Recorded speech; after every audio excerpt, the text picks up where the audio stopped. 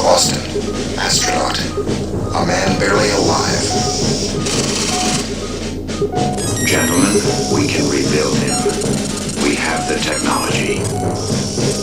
We have the capability to make the world's first bionic man. In case you didn't know, Sexy Red did a very Sexy Red thing yesterday, and I'm sure you're going to hear about it in a lot of different places, and a lot of people are going to have some very strong opinions of it. I would say it's kind of par for the course, and I think one of the arguments you're going to hear is, well, if Ray J can do it, why can't she? And it speaks to a principle that B.J.S. Ibmore speaks of quite often. Not the case 50 years ago. I mean, women were groomed to be wives and mothers, right? Right. And that might have had its own... I think they've been listening to us, right? Because what did I just say? About culture, right? What did she just say? Groomed to be what? Wives and mothers, and not what? Men. This whole thing is about what feminism and what this culture has done to women, especially black women, right? They're groomed to be a certain thing. You don't come out of the womb being something, right? Okay. You work with nature. You're supposed to work with the natural material that's already there, and groom them for their roles in society. For the last 50 years, they have groomed women to be what? Compete with men, or to be men. That's why when Passport Bros and other people go overseas to a traditional society, guess what? They don't have to train their wife to be a wife or a mother. Her mother did that. That's her mother's job. Okay, that's her family's job, is to train her to be a wife for you. Sex roles are fixed by design. For 200,000 years, sex roles have been fixed. You think you can just change them in 50 years against their biology? That's some of this coming apart. Sexy Red is not the reason that I come to you today. I come to you because if you were a kid in the 80s and you got to see some of the best television programming that America ever created, one of those shows was The $6 Million Man.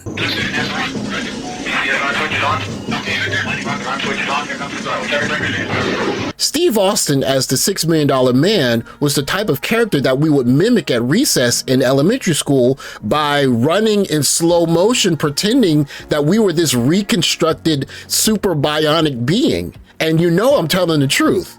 But what's interesting about the correlation between this character and the black male experience is that if we as a group of people survived this and we go on to become a group of men that basically just don't get a lot of love or support from pretty much anywhere, you're going to create a very special brand of people.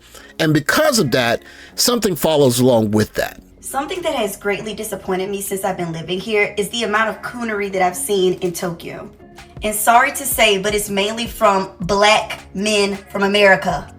The way that I have to watch y'all treat me and my fellow black sisters but treat the Japanese women all delicately like they're special flowers is insane. You've heard me respond to this young lady's content before, and if/when I ever meet her, I'll tell her she's attractive. I have no issue with that. She's a very beautiful young lady. But there's something interesting I find in that if black men are such terrible people, why are black men worth the effort of going to other countries and speaking particularly badly about a very small group of people that don't matter? The amount of times that I've met black men from America who give people the N-word here is crazy.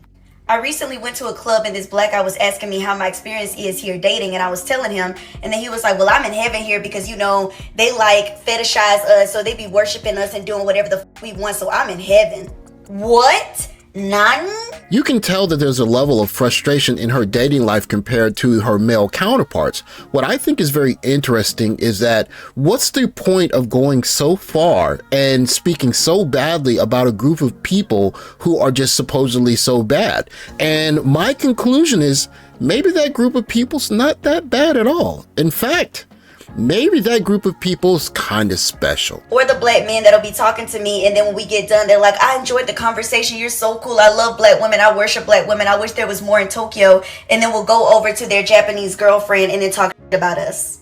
When black American men get over here, the coonery be on 10. Y'all need to pipe down because they do not give a about y'all. Better, stronger, faster.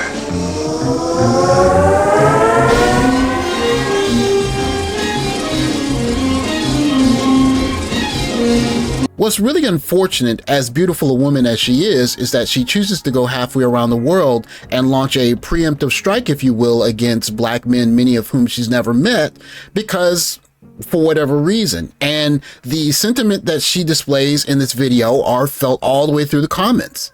There's always something really insidious about men traveling to Japan specifically for a Japanese girlfriend, like they're an accessory.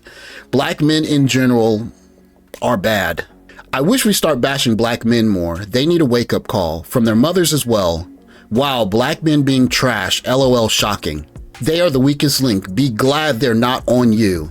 Black men are trash. Black men are a serious problem to the black race. We need to find a way to deal with them. And this is getting exported all around the world, gentlemen. I'm giving you one example here. And I one of the parts that were toward the end of the clip, she says that she had to surrender. You know, she uses the word surrender. And I think in the black community or in other communities, we hear the word submit. In other words, black women are trained not to do what? Surrender or submit, right?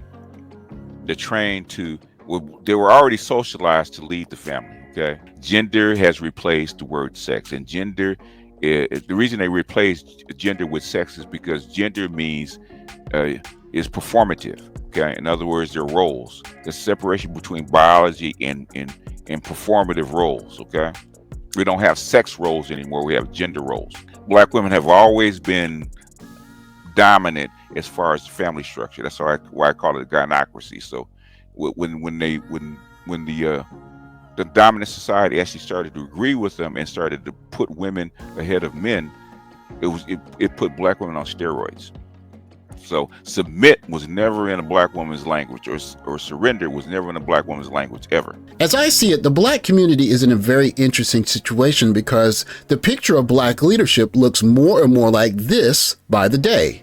And so for the black men that would like to be leaders in their community, if not just their homes, they're faced with a very simple question.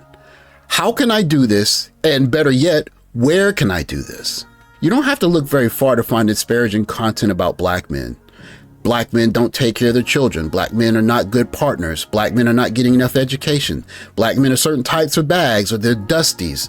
Or even I heard one popular content creator say that black men are incapable of love. And so if indeed black men, this small subset of men from America, are all of these negative things, why is there such interest in a very small group of men going overseas, or even a larger group of men deciding to do something different in terms of family creation? I think the cat is out of the bag, and the last group of people to understand this are black men ourselves. And what is this proverbial cat? It is that black men are a very special group of people, especially the black men who have their heads screwed on straight and are striving for excellence. I think that deep down, the people that speak ill of black men, and specifically black men that are producers, that go to work and do the things necessary to be responsible men, to let that group walk out of the black community would be akin to the black community's death knell. And what could be worse than watching this group of men, many who have been told that they're valueless, go elsewhere? How about them going elsewhere and building successfully with another group of women? What if all of the negative comments were just a Klingon call for black love? Imagine that. Thanks for watching. Like, subscribe, comment below. I'll catch you next video. Take care, guys.